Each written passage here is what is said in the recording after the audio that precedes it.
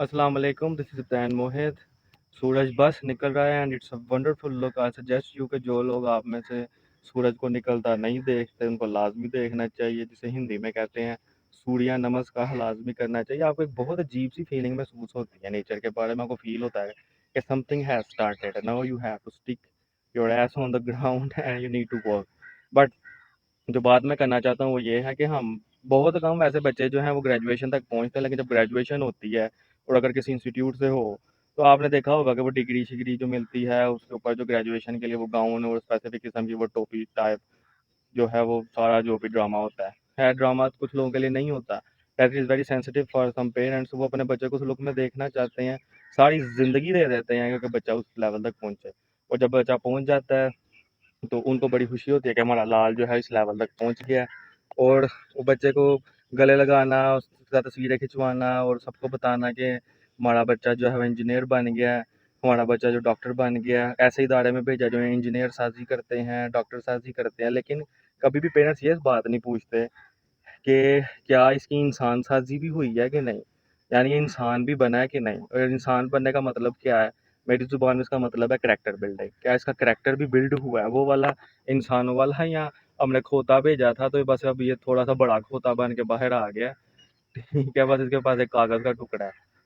क्या इसके अंदर वो बेसिक करैक्टरिस्टिक प्रॉपर्टीज़ या जो खूबियाँ होती हैं, क्या इसमें वो किरदार की खूबियाँ बच्चे में आई हैं कि नहीं? कोई भी नहीं पूछता। क्यों? किरदार की किसी को परवाह ही नहीं। कि जैसा मर्जी किरदार हो, घर जो है उसके अंदर पैसा आना चाहिए। बच्चा बेशक पाउडर बेचे, बेशक जुआ खेले, बेशक हराम कमाई करे। हर पेरेंट जो है जो थोड़ा सा पढ़ा लिखा हो चाहता है मेरा बच्चा CSS करे। क्यों? उसने सोशल प्रेस्टीज टाइप चीज़ें, ये लफ्ज़ वैसे मैंने अपनी टीचर से सीखा था। सोशल प्रेस्टीज देखना चाहता है, अपने बच्चे को बड़ी गाड़ी में देखना चाहता है जो किसी लोगों के टैक्स के पैसों की गाड़ी है। जो वो देखना चाहता है अपने बच्चे को कि उसके पास पैसा हो, हमारे घर बने, गाड़ी हो, ये हो, वो हो, लेकिन कभी भी नहीं देखना कि कमा कैसे रहा है।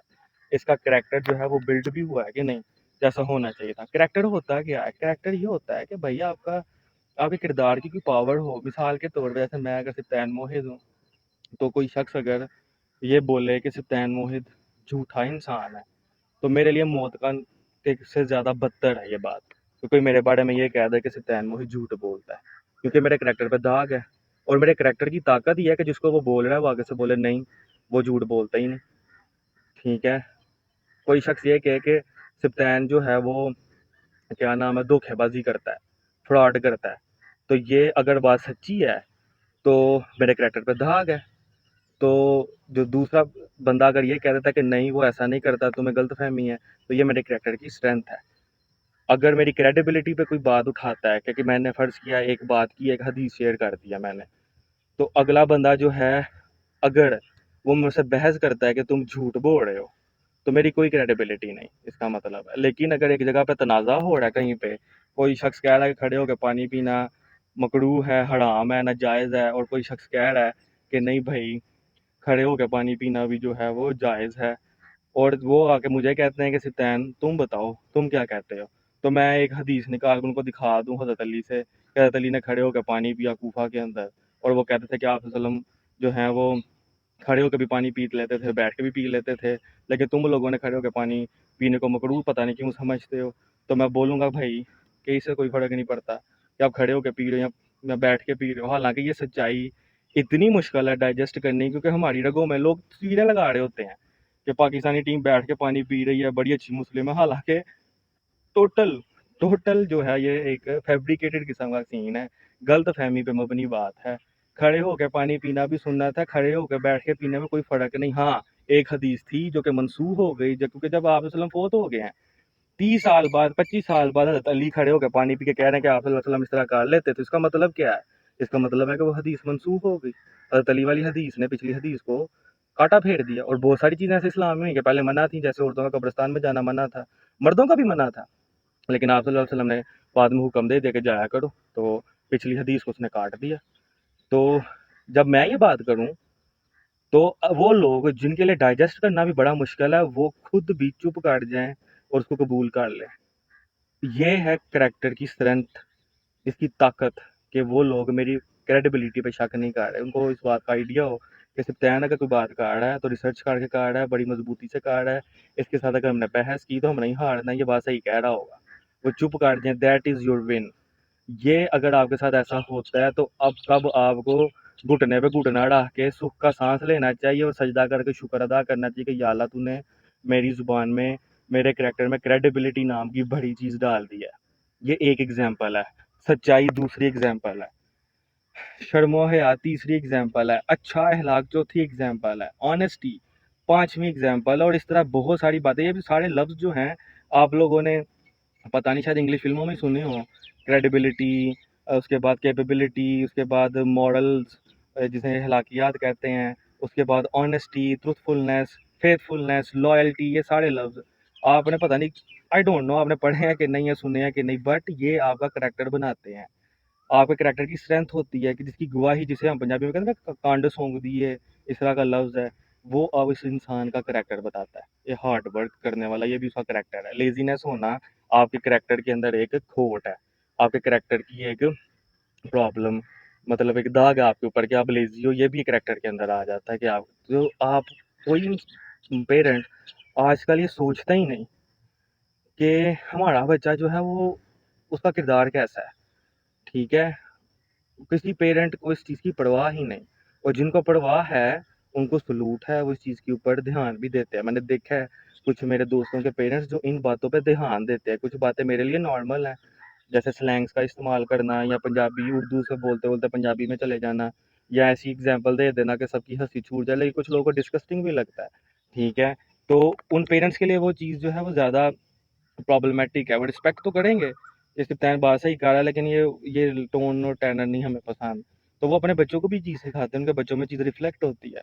दैट्स ओके, हर किसी का अपना एक तरीका कार है। क्योंकि मैं एक उजाड़ किस्म के स्कूल से और कॉलेज से पढ़ के निकला हूँ, मेरी ज़ुबान में वो उजाड़ा भी नज़र आता है। और जो लोग सोफिस्टिकेटेड इदारों से पढ़ के निकले हैं वो गाली भी दें, वो अपने मुंह से साला का लफ्ज़ भी इस्तेमाल करें, चे का वर्ड इस्तेमाल करें, बीसी का वर्ड इस्तेमाल करें, तो ल्यूसिड सा लगता है, जूसी सा लगता है, अच्छा लगता है। हम बोलेंगे तो हम टपोरी लगेंगे, तो चलता है, ठीक है। लेकिन इससे आप किसी के करैक्टर के ऊपर इल्ज़ाम नहीं लगा सकते। एक शख्स जिसकी बात करने का तरीका का डिफरेंट है, जैसे वो मुन्ना भाई के अंदर एमबीबीएस में उसका बात करने का तरीका डिफरेंट है, उसको जब वो निकालने लगते हैं तो वो लड़की कहती है कि आप किस बात से निकालोगे, कि वो ज़्यादा सवाल करता है इसलिए, या उसकी ज़ुबान थोड़ी सी टपोरी टाइप है इसलिए।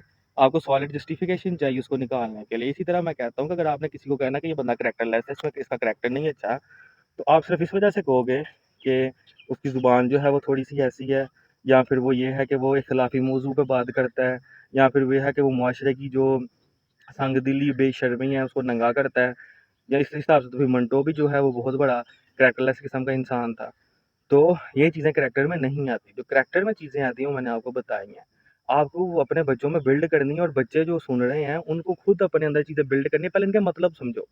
मैंने जो पिछला वीलॉग किया था उसमें मैंने बोला था कि अल्फाज अपने मीनिंग खो चुके हैं।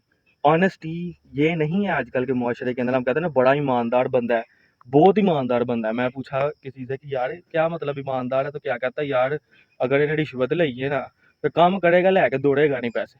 तो मैं कहा कि ईमानदारी है, रिश्वत लेना कौन सी ईमानदारी है। कहता नहीं, कुछ लोग रिश्वत लैके भी काम नहीं करते। तो यानी कि उस लफ्ज़ का मतलब ही चेंज हो गया ईमानदारी का। ईमानदार अब वो है जो रिश्वत लेके काम कर देता है। रिश्वत के बगैर काम करने वाला मेरे यहाँ से फिर यहाँ पे बुजुर्ग सूफी होगा, जिस तरह का हमारे हालात हैं।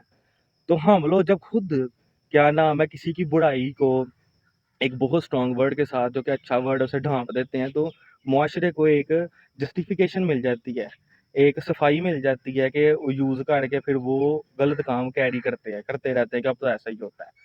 तो जब भी आपका बच्चा ग्रेजुएट हो, ठीक है, पढ़ लिख जाए, एक चीज़ चेक तो करो उसके अंदर कि उसके अंदर ये चीज़ें हैं कि नहीं।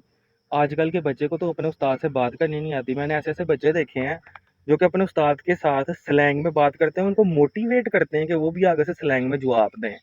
यानी कि जब मैं यूनिवर्सिटी में पढ़ाता था तो it was very hard for me कि मैं अपनी इज्जत बचाऊं। तो इतना टपोरीपन नहीं था हमारे अंदर, शर्मो हया, लाज, इस तरह की चीज़ें थी। लेकिन वो सारी की सारी शर्म खत्म हो गई जब मैंने सीनियर्स को पढ़ाना शुरू किया। वो तो आपको कच्चा खा जाएंगे, ठीक है, अगर आप उनकी ज़ुबान में उनको जवाब नहीं दोगे। फिर आपको उनसे ज़्यादा बड़ा, क्या कहते हैं, अगर है तो वर्ड गलत है, हरामी बनना पड़ता है। तो character building is very important. Teachers का कोई लिहाज नहीं करते बच्चे, ये भी कैरेक्टर के अंदर आता है कि आपको पता हो कि आपकी एक ताल्लुक के अंदर आपकी पोजीशन क्या है। आपका टीचर है और आप स्टूडेंट हो, आपका आपस में ताल्लुक क्या है और आपकी पोजीशन कितनी है। जैसे हमें पता है ना कि सूरज जो है वो ज़मीन से 10 लाख गुना बड़ा है, ठीक है, तकरीबन। तो ज़मीन कितनी छोटी है, आप ज़मीन के सूरज को मजाक करें, ठीक है, तो सूरज तो उसे उड़ा के रख देगा। ज़मीन को पता होना चाहिए कि मेरी औकात क्या है, और सूरज को ये पता होना चाहिए कि मेरी औकात क्या है, मैंने अपनी औकात से नीचे नहीं आना। और ज़मीन को इस बात का पता होना चाहिए कि मैंने अपनी औकात से ऊपर नहीं जाना। तो एक उस्ताद को भी पता होना चाहिए कि मेरा लेवल क्या है, मैंने इससे नीचे नहीं आना, नीचे आऊँगा तो जूते ही पड़ेंगे बच्चों से।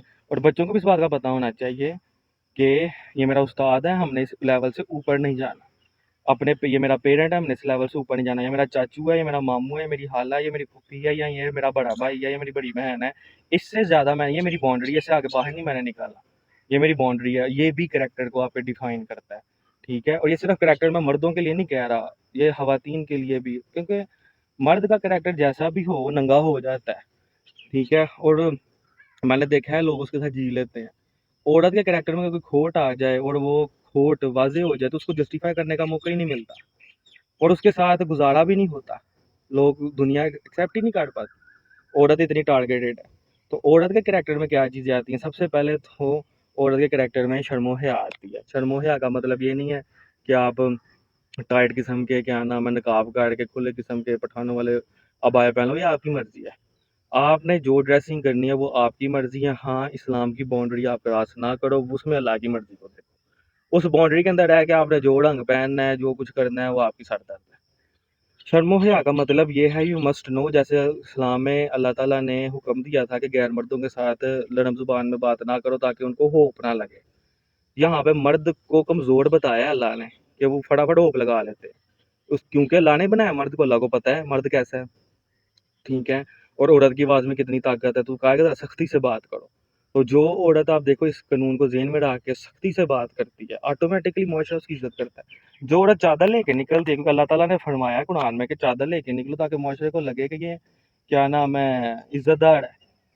तो जो मैं देखा है बाजार में, जो औरत चादर लेके निकलती है, कोई मर्द सूझ भी नहीं सकता, उसे अपनी माँ बहन समझता है। नजर गलत किसकी तरफ जाती है, नुकसान किसको होता है, उसी की तरफ जो कि नंगा गोश्त है। कुत्ते तो उस पे पड़ेंगे। तो शर्मो हया का मतलब कपड़ों से नहीं है। शर्मो हया का मतलब ये है कि आपको पता हो कि आपके ऊपर क्या जिम्मेदारी है मुआशरे की, आपकी निगलिजेंस की वजह से क्या इफेक्ट पड़ेगा मुआशरे के ऊपर। अगर आप एक वालदा हो, आपने, क्या नाम है, तरबियत करने की जिम्मेदारी आपकी है। आप अगर उसमें कोताही करोगे तो फिर पूरी नस्ल के ऊपर क्या इम्प्लीकेशंस होंगी उसकी आपको उसका पता हो। औरत के अंदर लॉयल्टी होनी चाहिए, वफादारी, अपने बाप के साथ, भाई के साथ, बाद में अपने खामंद के साथ, फिर अपनी औलाद के साथ वफादारी होनी चाहिए। औरत जो है केयरिंग होनी चाहिए।